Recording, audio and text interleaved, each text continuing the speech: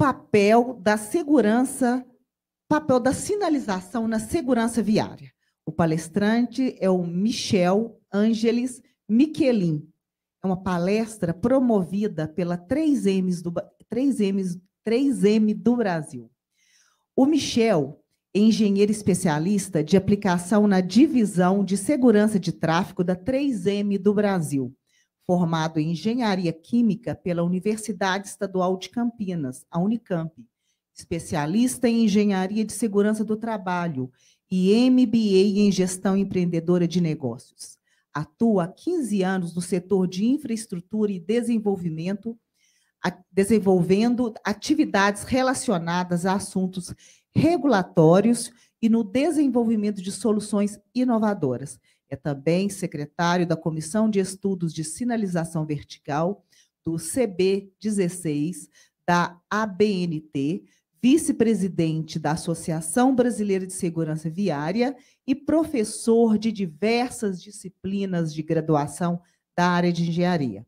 Principal palestrante do programa 3M Mobiliza, iniciativa da 3M para sensibilizar parceiros, fornecedores, associações e entidades públicas sobre a importância de fomentar a segurança no trânsito. Com vocês, o nosso palestrante, Michel Michelin.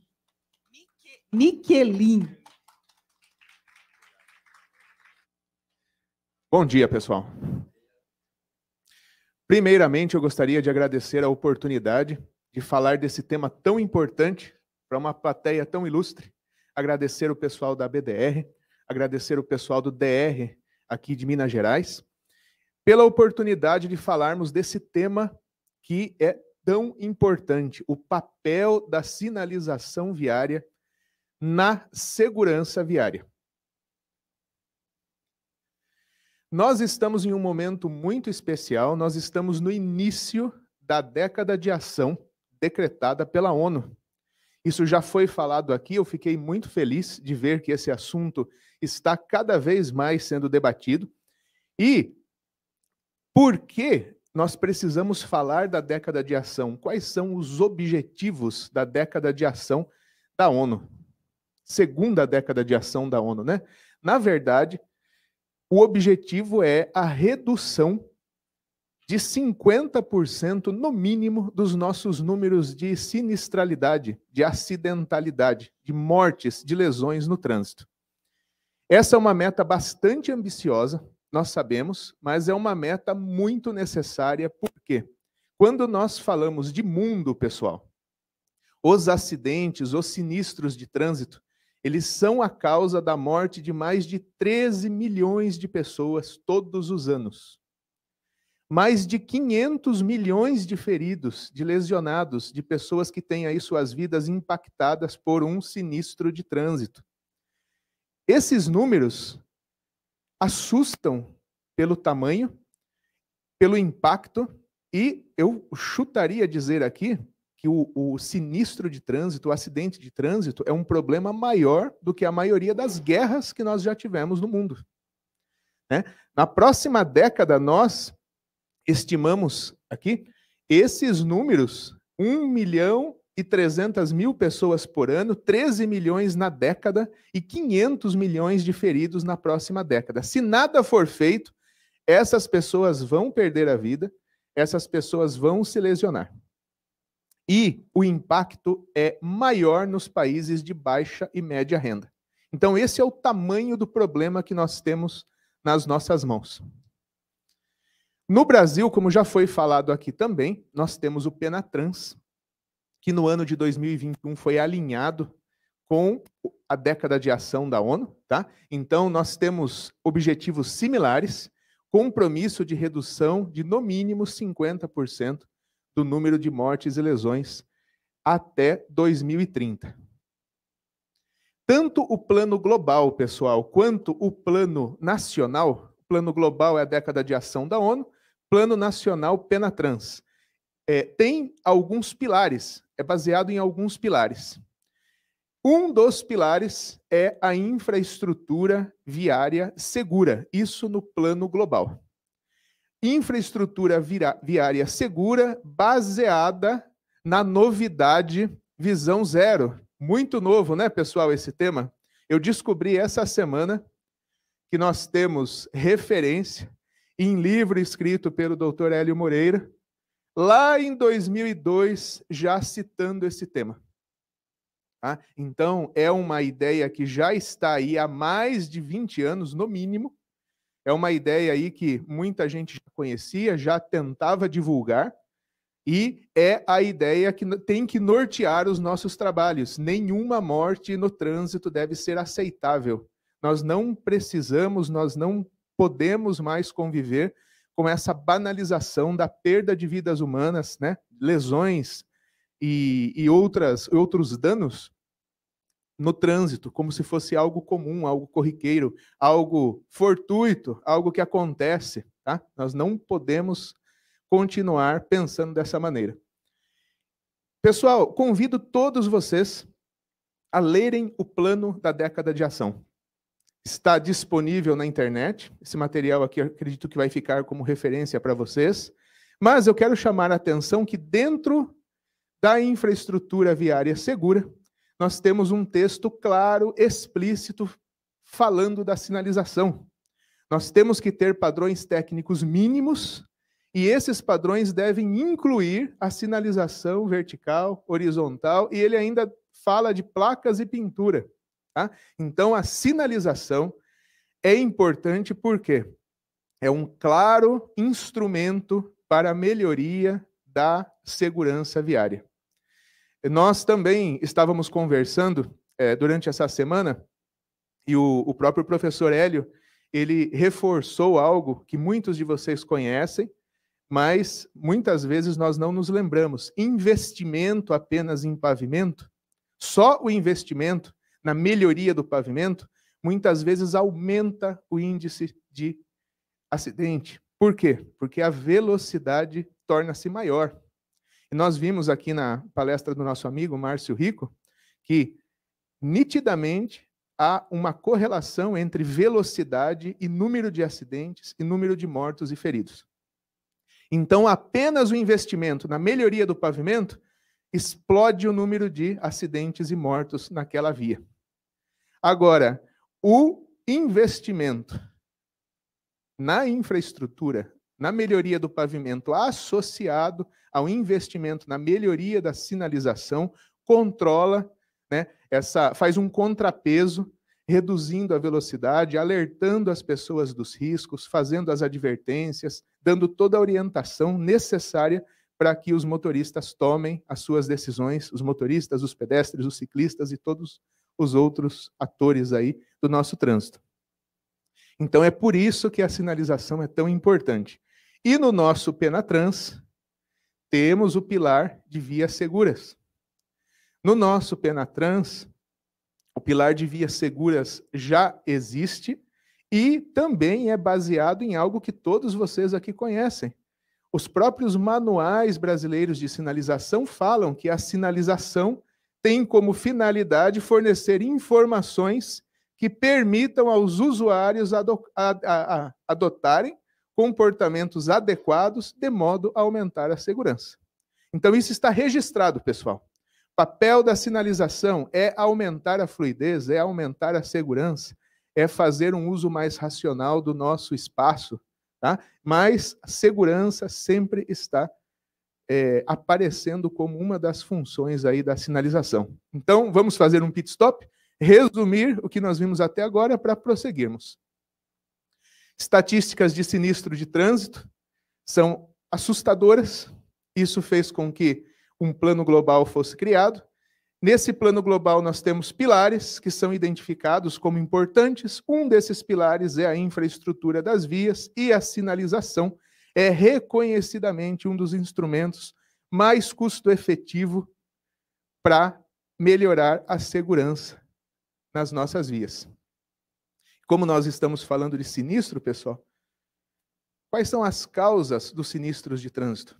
Os grandes especialistas aí, acadêmicos que estudam esse assunto, associam a 3 principais. O primeiro, muito conhecido e que a mídia adora, né, divulgar, é a imprudência das pessoas. Não está errado. Infelizmente, nós temos, principalmente no nosso país, muita gente muito imprudente. Convido cada um de vocês, nível pessoa, a rever seus hábitos no trânsito. Quem fala no celular dirigindo, quem às vezes aí toma uma cerveja e dirige, quem constantemente está acima do limite de velocidade, lembrem do tamanho do problema. Ele existe. Revejam seus hábitos.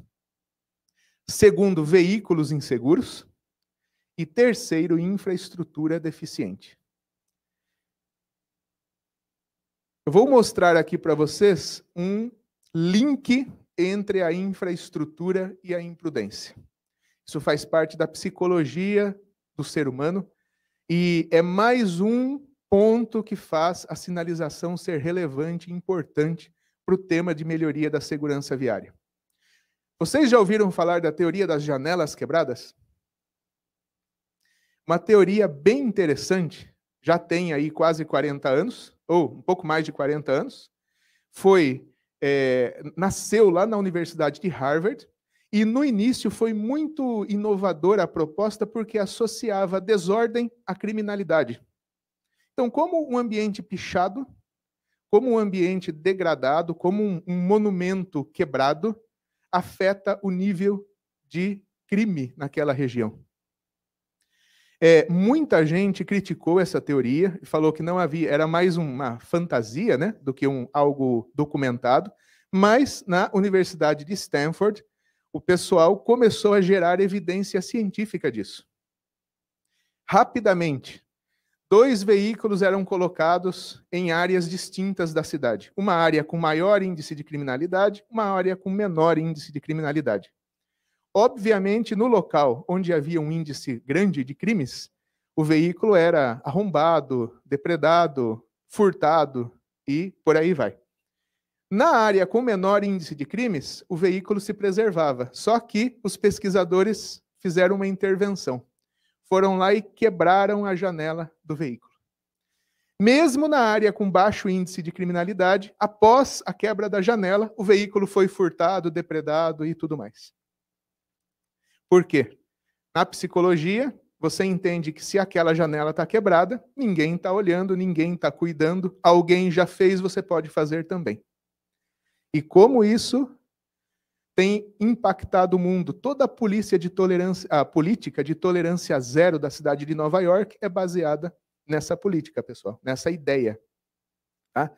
Então, nós temos em Nova York bastante resultado com redução de criminalidade por conta da política de tolerância zero, por conta da manutenção do espaço urbano, por conta da punição de pequenas transgressões, mas ainda muita crítica sobre a falta de evidência empírica para sustentar essa hipótese. Até o ano na década de 90, Universidade de Groningen, na Holanda, um artigo que foi publicado até na revista Science, mexeu o mundo com relação aí a essa teoria.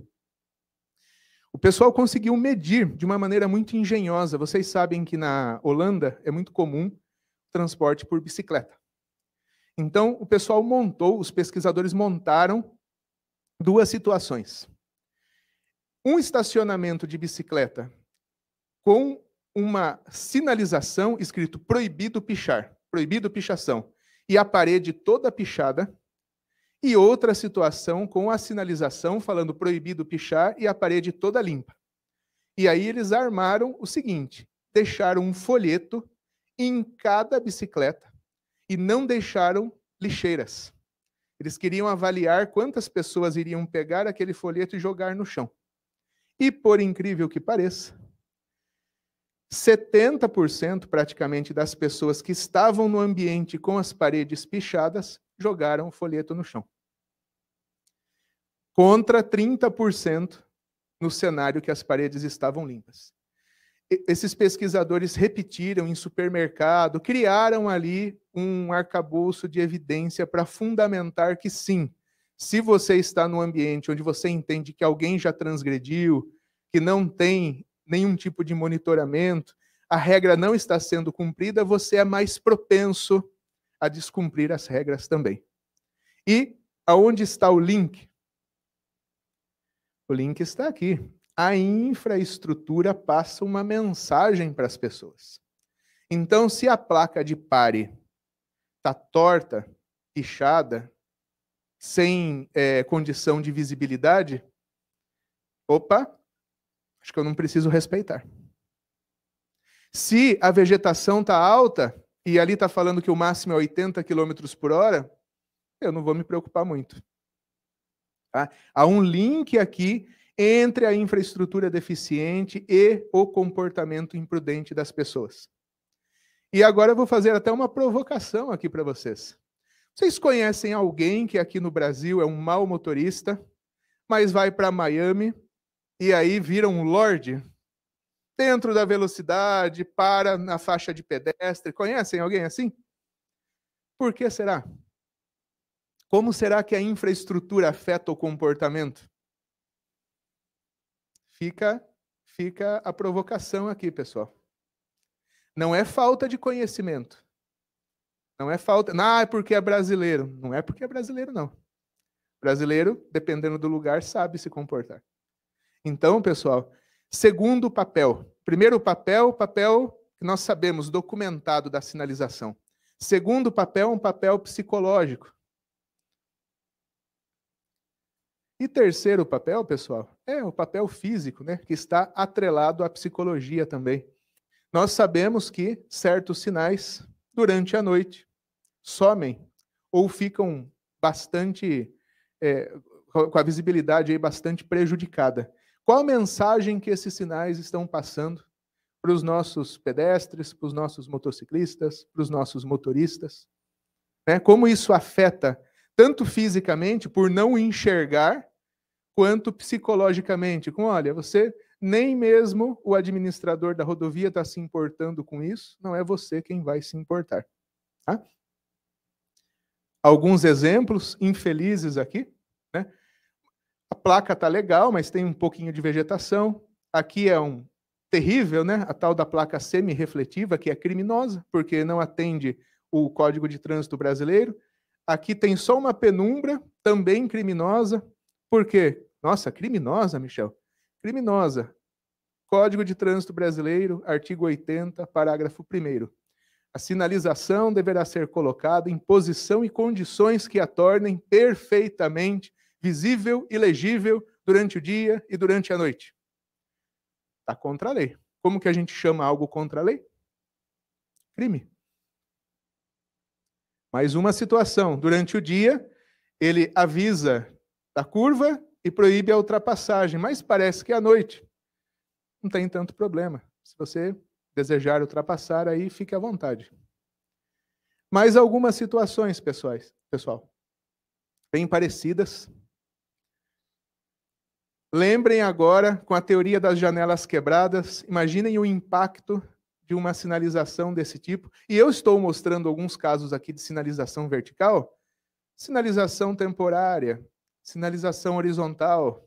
Tá? Vale para tudo, pessoal. A palestra é bem genérica nesse sentido, embora os exemplos aqui sejam de sinalização vertical.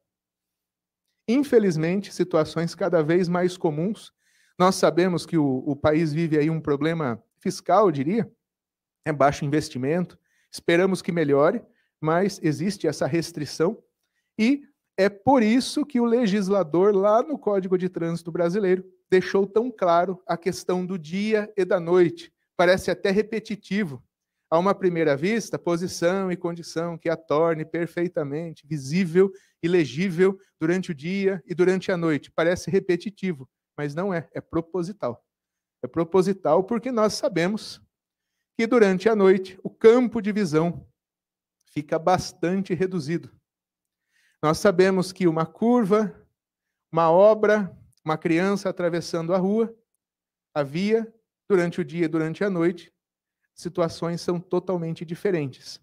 E é por isso, pessoal, que nós precisamos de materiais para a confecção dos sinais que realmente sejam efetivos em se tornar visíveis e legíveis durante o dia e durante a noite. Todos aqui já ouviram falar material refletivo. Tá? Esse é para os íntimos. O nome correto é material retrorefletivo. O que o material retrorefletivo faz? Retorna a luz concentrada para a direção da fonte de luz. Então você está no veículo, teu farol está ali, iluminando o sinal, aquele material retorna a luz na direção do farol. Isso faz com que o sinal se torne perfeitamente visível e legível, tanto durante o dia, que é fácil, aí qualquer coisa, né, qualquer material usado vai fazer, e durante a noite. Qual é a diferença entre esse material e um material de baixa qualidade ou não refletivo? É o espalhamento da luz. Quando a luz é espalhada em todas as direções, um físico vai me bater se ouvir isso, mas eu falaria que não tem concentração de luz suficiente no olho. Ah, para ficar bem claro. Sem concentração suficiente de luz no olho, o efeito é sinal invisível. Com a luz concentrada na direção do olho, o efeito é o sinal visível. Mais um exemplo de como isso funciona, pessoal. Durante o dia, todo mundo vê a placa. Durante a noite, se o projeto da sinalização é mal feito, o cone de luz, a concentração de luz, não está sendo suficiente aqui para o caminhoneiro enxergar o pare. Então o veículo da frente para e o caminhoneiro não enxerga. Tá?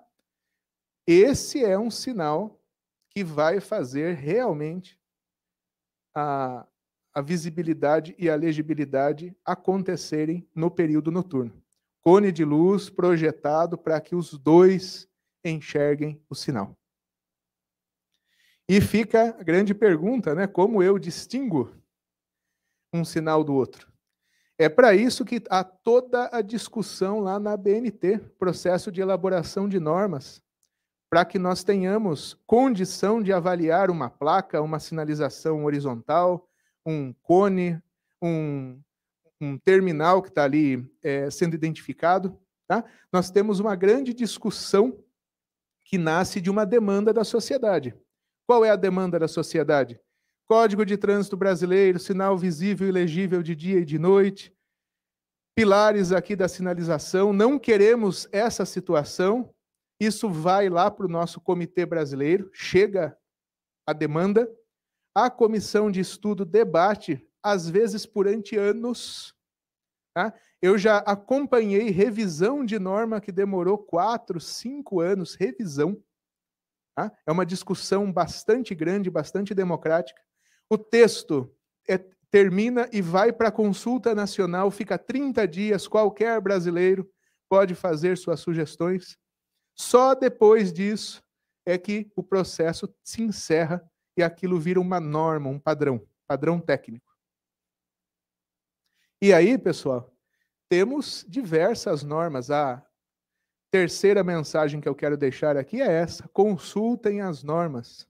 Temos normas para diversos tipos de solução de sinalização horizontal, para diversos tipos de dispositivo, para diversos tipos de películas, para aplicação das películas. Onde aplicar o quê? Norma ABNT 14891 vai dar esse guia para vocês. Tá? E tudo isso por quê, pessoal? Por quê?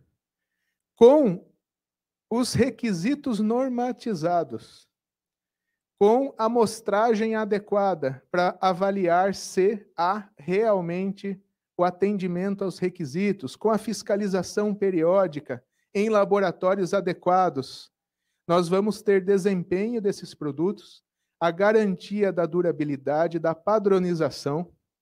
Com tudo isso, nós vamos ter a legibilidade e a visibilidade, diurna e noturna. Nós vamos ter o respeito, a sinalização vai contribuir para que a pessoa entenda que aquilo é sério, e só assim nós vamos ter aqui o topo da pirâmide, que é a segurança viária que nós tantos queremos. A ABSEV, pessoal, a Associação Brasileira de Segurança Viária, lançou uma campanha no passado, Escolhas Certas Salvam Vidas. A ABNT já aderiu, a ABDR, a Abramet, a ABTrans, a ABCR. Nós temos aí várias associações aderindo e divulgando a campanha. Lembrem-se que escolhas certas salvam vidas e nós precisamos do trabalho de cada um aqui para alcançarmos as metas do Penatrans, do Plano Global e para que nossas famílias também tenham um ambiente mais seguro. Resumindo, pessoal, diretrizes para especificação, fiscalização de materiais de sinalização. Definição clara dos materiais, da especificação, no edital, no contrato. Tem que trabalhar nisso. Sempre referenciando a ABNT. Todo o trabalho de discussão sobre qual é o padrão mínimo aceitável já está sendo feito nos últimos 30, 40 anos lá na ABNT. Então está tudo pronto. Contatem as associações, pessoal da BDR, pessoal da ABNT, pessoal da ABSEV, pessoal da ABTrans. Nós podemos ajudar na interpretação dos textos ou com informações técnicas. Exigir que o fornecedor apresente um relatório de ensaio com todos os requisitos. Infelizmente, eu já cansei de ver no mercado, tem 50 requisitos. A pessoa manda testar um no laboratório, esse um passa, e aí vem escrito assim, o material atende à norma no requisito testado. E qual é a leitura da pessoa? Opa, o material atende à norma. Estou respaldado. Então, atenção, a norma tem que ser testada em todos os seus requisitos. Exijam qualidade do laboratório, pessoal. Eu faço sempre uma brincadeira, teste o teste. Envie amostras para o laboratório, amostras que passam, amostras que não passam. Vejam o resultado do teste. Faz parte também do processo a gente auditar o laboratório.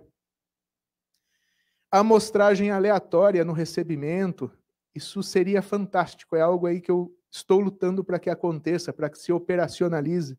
Isso vai resolver muito problema. E, logicamente, nada vai substituir a inspeção in loco, principalmente no período noturno. Pessoal, todos nós somos responsáveis, principalmente os que estão aqui nessa sala que trabalham com infraestrutura. Eu agradeço demais a atenção, agradeço demais a oportunidade de falar para vocês desse tema tão importante. Segurança no trânsito depende de todos nós. Se eu puder ajudar em algo, fico à disposição. Muito obrigado e excelente fim de semana a todos vocês.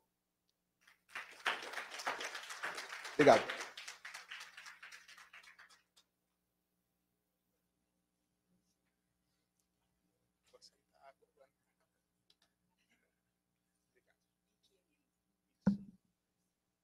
Obrigada, Michel Michelin.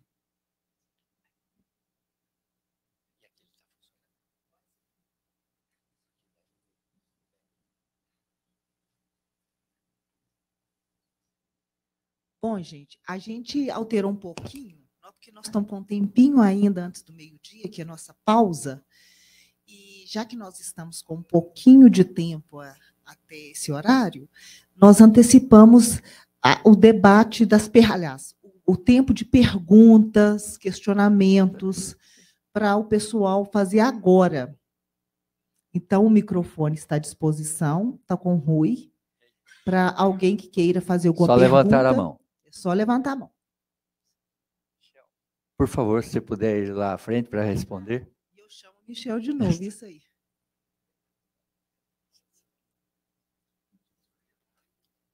Não. Primeiramente, eu tenho que parabenizá-lo, né? Eu acho que, como superintendente do subcomitê, eu estou criando uns meninos que sabem mais que eu, viu? É isso que é duro, viu? É isso que é duro. Os meninos sabem mais que a gente, então, parabenizá-lo.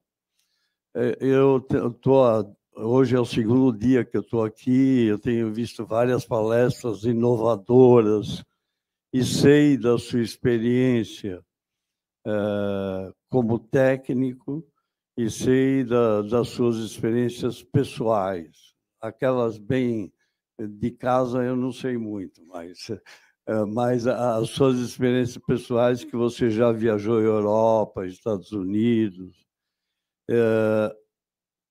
Eu gostaria de saber sua opinião, e eu queria até perguntar para os outros palestrantes,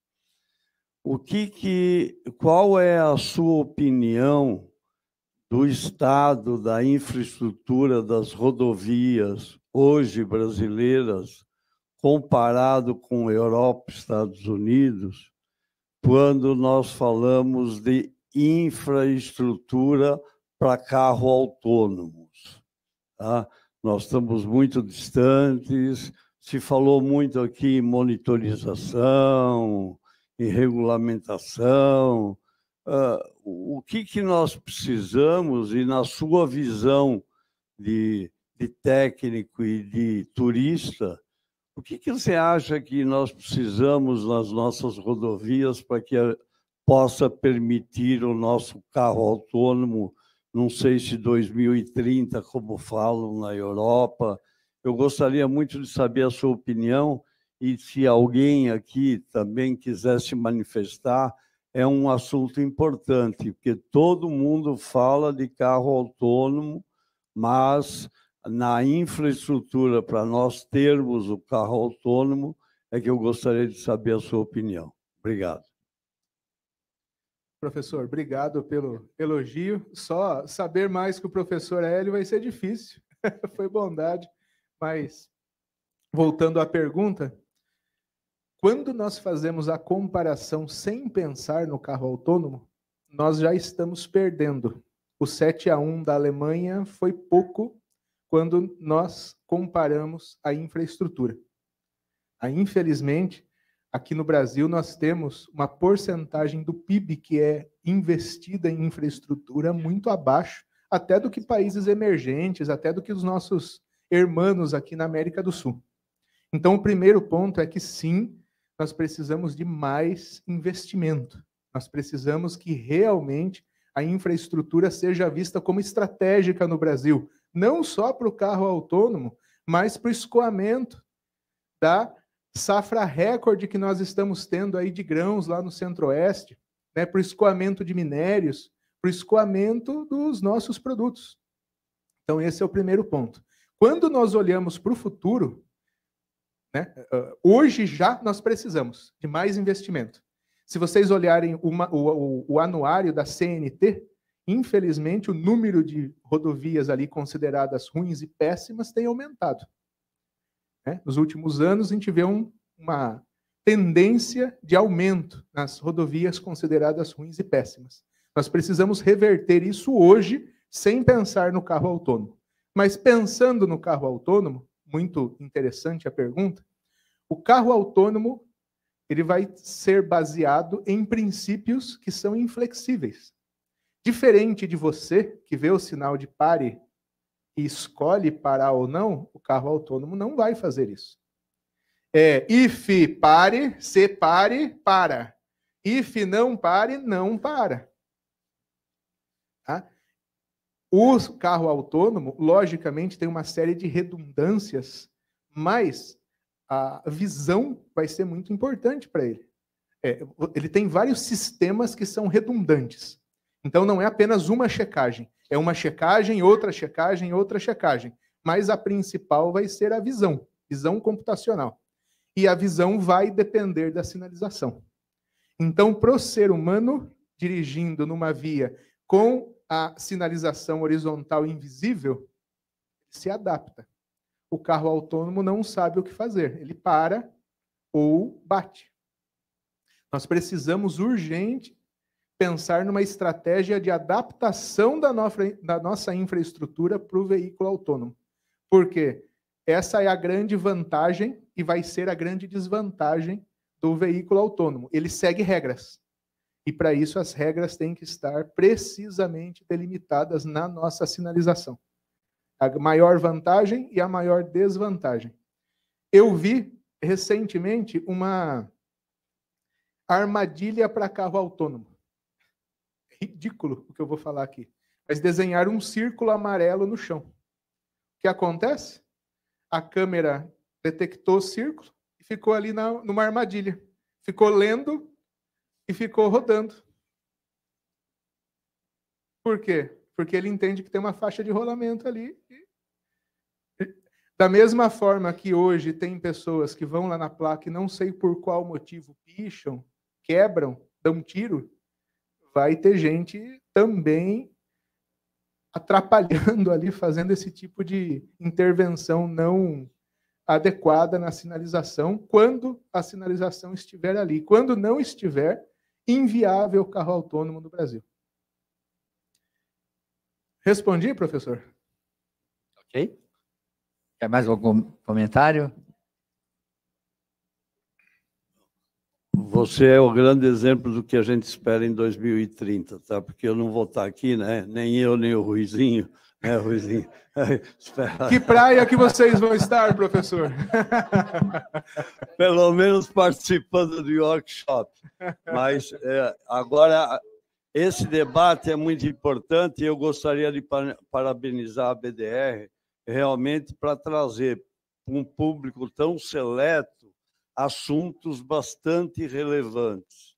Eu sei que, como professor, né, quando a gente dá aula, a gente estima que 50% ou 40% dos alunos entendam aquilo que a gente falou na sua integralidade, né? Mas é o único modo que a gente tem que divulgar. Eu acho que a pandemia fez muito mal para nós, porque isso ficou longe, a gente tentava fazer vídeo e não tinha essa repercussão, essa meninada aqui todos assistindo, e teria que debater mais, mas os assuntos levantados hoje pelo Michel são sérios. Tá? A Maria Selma me disse que ela já está com um carro da Honda que já está entendendo horizontal. Se não tem faixa, o carro, parece que o Riomar também já tem um carro que está entendendo a sinalização horizontal. Então, como é que um tema como esse, que ele falou, sinalização, tem a ver com o futuro? Esse é importante que vocês pensem, que vocês reflitam, porque nós temos que nos preparar para o futuro. Então, Ruizinho, desculpa, eu chamo ele de Ruizinho, mas parabéns à BDR, parabéns por tudo e obrigado pela chance.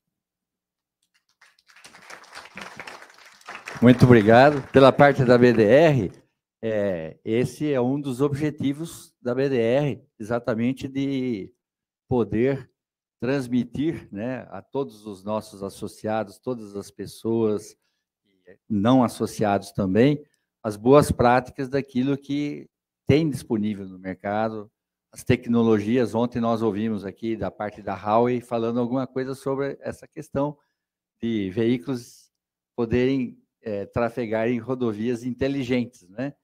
A gente sabe que isso, mais cedo ou mais tarde, vai chegar no nosso país. E temos que estar preparados para essas novas tecnologias, né? Mais alguém gostaria de se manifestar? Com alguma pergunta, especificamente ao nosso palestrante, Michel Michelin, da 3M? Inclusive, ele terá que voltar à tarde, não vai estar na mesa redonda, razão pela qual a gente também achou por bem vocês fazerem as perguntas agora, né? A sinalização eu acho que é fundamental.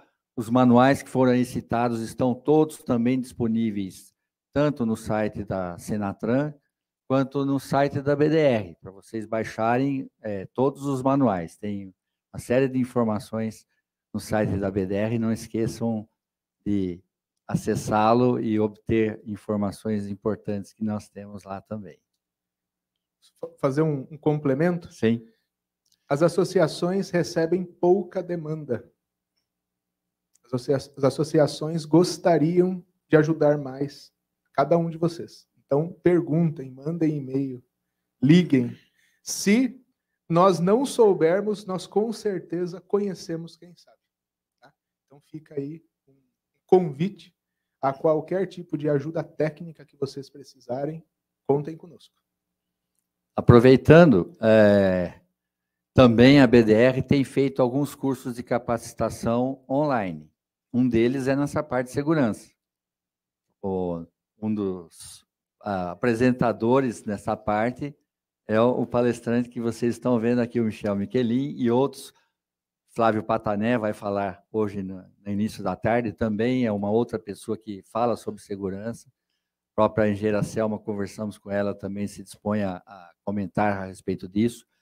Agora, no mês de maio, nós vamos ter um sobre a parte de drenagem de rodovias, que é algo importante também. Então, para os nossos associados, esses cursos são gratuitos. Só você se inscrever e encaminhar para nós lá, nós temos uma quantidade de vagas específicas para atender os nossos associados. Nós repetimos isso tanto no primeiro semestre quanto no segundo semestre ao longo do ano, né? Aí com um certo número de vagas também para atender público externo, ou seja, empresas que também atuam para os DRs, pessoas que estão na academia se formando, então estudantes também têm acesso a essas informações e aos cursos que nós efetuamos. Então, são coisas que a BDR pode ofertar para todos os nossos associados e outras pessoas interessadas também, dando um retorno à sociedade daquilo que a gente pode fazer.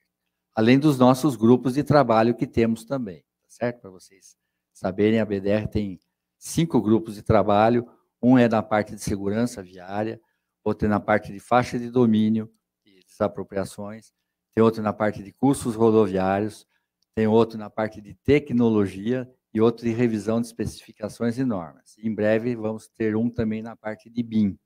Então são vários grupos de trabalho com pessoas dos órgãos rodoviários do Brasil todo, trocando experiências em relação a isso. Às vezes tem um DR que está mais avançado em relação a um determinado assunto e outro não tem nada. Caso, por exemplo, faixa de domínio. Tem alguns DRs que não tem nenhuma legislação. Por outro lado, tem outros que já têm um decreto, uma portaria, tem outros que já têm uma lei, né? Tanto que agora, nesse mês de abril, nós vamos estar fechando um manual voltado a essa parte de faixa de domínio, que vai ser lançado no Enacor RAPV em setembro, para auxiliar também os órgãos rodoviários para ter uma uniformidade de procedimentos. E atuamos também juntamente com o DENIT. Nós temos rodovias federais e rodovias estaduais, para ter também uma certa uniformidade de procedimentos em relação a uma rodovia estadual com a federal. A gente sempre trabalha em conjunto também com o DENIT, parcerias que são feitas com esse órgão federal. Alguma dúvida? Alguma pergunta? Estou vendo ali.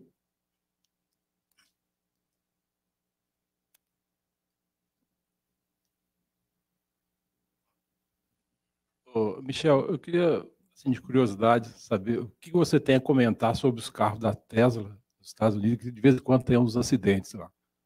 O que está acontecendo? O que está faltando ali? Interessante a pergunta também, só uma visão muito pessoal. Tá? A máquina não é infalível, mas a taxa de falha da máquina é muito menor do que a nossa. Então, o que eu falaria é o seguinte: infelizmente, alguma falha vai acontecer. Mas se você comparar o nível de acidentalidade do ser humano com a máquina é muito menor. Talvez o que nos assuste é a perda do controle. Então, hoje no Brasil, de acordo com as últimas estatísticas aí, 30 mil pessoas perdem a vida por sinistros de trânsito.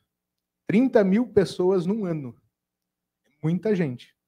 Talvez, se tudo fosse autônomo, seria 1.000 pessoas, ou 500, ou 100. Só que essas 100, poxa, foi a máquina que matou. Talvez impacte mais. Tá? Eu acho que aí esse é um paradigma que a gente vai ter que enfrentar da perda do controle. Você sentar num veículo e confiar que a máquina vai dirigir. Eu estudo um pouco de computação, eu falaria que a máquina pode ser até um pouco mais confiável que nós. Mas essa entrega aí do controle não vai ser fácil mesmo. Eu imagino que a máquina vai ocasionar alguns acidentes, mas nada comparado ao que nós fazemos. Eu vi até uma frase recentemente, eu achei engraçada, tá, pessoal? Muito jocosa, mas a inteligência artificial não me assusta. O que me assusta é a burrice natural. Então, infelizmente, a gente vê ali, é só ir para a rua agora, ver um sinal de vermelho, uma placa de pare, muita gente não respeita.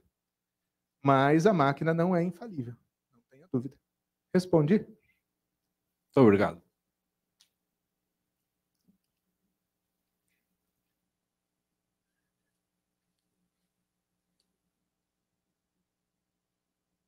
Só para referendar o que o doutor Ruizinho e o Michel falou, eu tenho um amigo que foi presidente do BNDES com Fernando Henrique Cardoso, chamado Alcides Tápias. E naquela época, eu, numa conversa íntima com ele, não muito íntima, assim, uma conversa num almoço, ele me disse o seguinte, essa frase que me marcou muito, que vocês falaram hoje. O brasileiro não sabe usar o BNDES. Nós estamos cheios de dinheiro e ninguém sabe como tirar o dinheiro de lá. Então, eu estou comparando a BDR ao BNDES. O brasileiro está cheio de informações. E, corroborando com o que Michel falou, é só saber usar. Procure as associações, procure que essas informações estão disponíveis. E, olha, e é uma palavra que não é... E é de graça ainda, né, Ruizinho? Exatamente. Mais alguém gostaria de fazer algum comentário, alguma pergunta?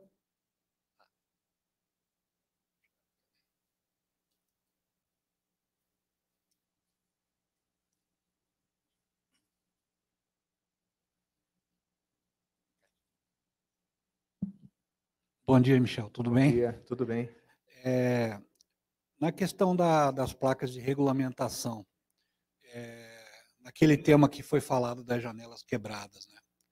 E também relacionado com a carência de recursos, com a falta de investimento, se no caso de experiência sua, de tudo que você já vivenciou e já viu, o que seria assim uma priorização em termos de quais são as principais que não podem deixar de existir numa rodovia, seja ela municipal, estadual, federal, em termos de priorização? Olha, a mais importante que não pode deixar de ter é essa. Excelente pergunta. Inclusive, essa é uma discussão lá na BNT. Foi uma discussão muito grande na ABNT 14891. Nós entendemos que a placa de regulamentação, não uma placa, mas todas as placas de regulamentação, se nós tivéssemos que criar um nível de priorização, elas estariam em primeiro, por conta das consequências legais e por conta de estabelecerem o conjunto de regras para o trânsito naquele momento, naquele trecho. Tá? Logicamente, depois, as de advertência, porque vai estar, de alguma maneira, informando alguns riscos. E, em último lugar, seriam as de indicação. Não que uma placa de indicação não possa ocasionar um acidente, muito pelo contrário. Né? Quantos aqui não tiveram a experiência de não enxergar direito uma entrada e, às vezes, infelizmente, ter que fazer um movimento ali abrupto para pegar uma saída, né? Então, se tivéssemos que priorizar, regulamentação, advertência e indicação. E falaria uma prioridade zero aqui, mais de todas. As temporárias. Hoje, no Brasil, a temporária é feita com material de pior qualidade, infelizmente. Mas a temporária vai ser posta justamente em uma situação em que o usuário comum daquela via, ele sabe onde tem curva, ele sabe onde tem radar, ele sabe onde acelera, sabe onde diminui, e um belo dia tem uma máquina de 45 toneladas parada ali no meio da rodovia, com pessoas trabalhando. Tá? Eu acredito que a placa de sinalização temporária tem que ser confeccionada aí com o melhor material disponível, porque essa é muito, muito perigosa mesmo. E é muitas vezes esquecida. Respondido? Só para complementar no caso, assim, eu tenho comigo isso ao longo dos anos, né? Eu sempre priorizei de proibir ultrapassagem. Não sei se seria esse o pensamento também, né? Por isso eu fiz a pergunta, porque sempre eu priorizei, em primeiro lugar, recolocar as de proibir ultrapassagem. Ou, no caso, colocar novas, né? Eu falaria seria que em primeiro lugar. É uma das mais importantes. Não sei se seria isso. falaria que todas as de regulamentação, mas essa é uma das mais importantes. A velocidade, proibida ultrapassagem, em via urbana, o pare. Então, depende muito do trecho, mas é uma boa prática. O que eu mais gostei da tua fala é a preocupação com a segurança. Tá? Eu acho que é um exemplo, porque ele não está pensando no manual, na regra, ele está pensando na pessoa que vai estar ali naquela situação. Eu acho que todo o nosso trabalho nasce dessa empatia de você tentar proteger quem está na via. E aí há discussões, logicamente. Ele está certo de fazer isso ou não? Aí cada um vai ter uma sentença. Mas a preocupação com segurança é nota 10. A questão das rodovias, né, no caso, principalmente as rodovias estaduais, vamos dizer assim, né? Mas no nosso caso, no Mato Grosso também a maior parte, que são as rodovias de pista simples, né? Então, onde é a pista simples, a colisão frontal, eu não sei a estatística hoje, né? Porque não tem esse dado. Mas a colisão frontal hoje é a que deve proporcionar aí, pelo menos é o que a gente vê nas notícias, as vítimas fatais. Né? A fatalidade é altíssima desse tipo de acidente, né? Sem dúvida. Falaria que é quase impossível sair com vida aí, dependendo da velocidade, numa colisão frontal. Você dobra a velocidade, né? Michel, eu gostaria de saber se o uso da sinalização eletrônica digital, se ela é usada no Brasil, não é. Se ela não é eficiente, porque eu me lembro de algumas cenas que nos Estados Unidos ele é muito comum, principalmente o temporário, assim. E aqui no Brasil a gente quase não vê. Aqui no Brasil é regulamentado o uso de painel de mensagem variável, mas não substituindo. Nós temos nos manuais um padrão de diagramação, de símbolo, de cor. Tá? Você pode usar painel de mensagem variável, mas não para substituir. Então, por exemplo, vamos falar bem óbvio, uma placa de pare. Não adianta colocar um pare brilhando ali. Né? A gente tem um padrão do que é um pare. Quando você vai tirar a carteira de motorista lá, faz a prova, pare, você tem que colocar ali um verdadeiro na placa, vermelha, com borda branca, com legenda branca. Então, esse é o nosso padrão.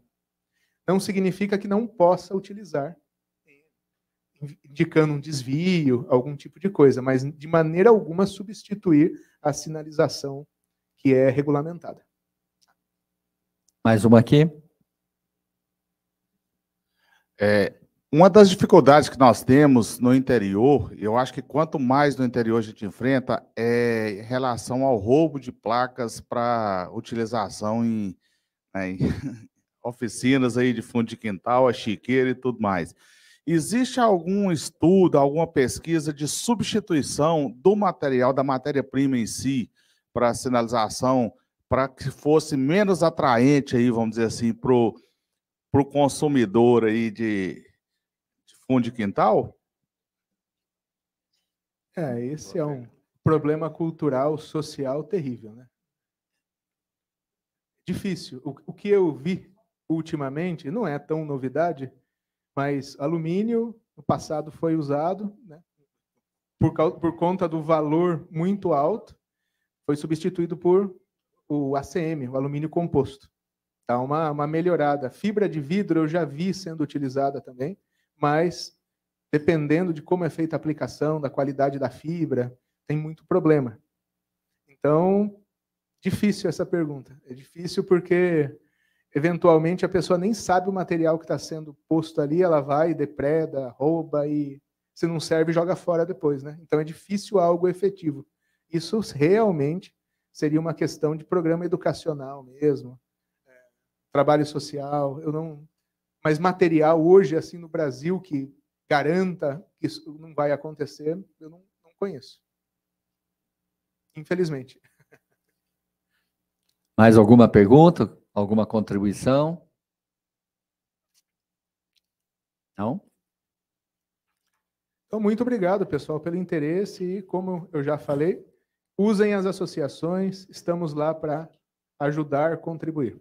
Obrigado. Muito obrigado, Michel.